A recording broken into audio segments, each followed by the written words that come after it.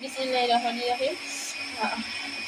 দেখো আজকে আমার হাতে একদম 10 মিনিট টাইম, আর 10 মিনিট টাইমে আমার এক জায়গায় সবজি রান্না করে ফেলতে হবে। তো আমি একদম সহজ পদ্ধতিতে সজনে ডাঁটা আলু রান্না করবো।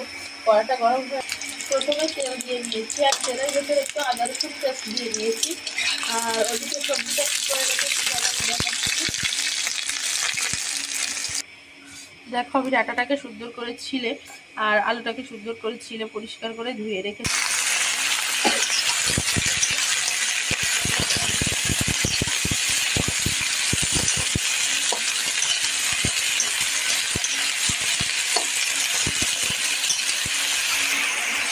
দেখো সবজির ভেতরে আমি কিছু দিয়ে নিয়েছি। এটা লবণ দিয়েছিলাম, এটা হলুদ, এটা মরিচ গুঁড়ো, আর এই যে টমেটো দিয়েছি, আর এই কাঁচা লঙ্কা।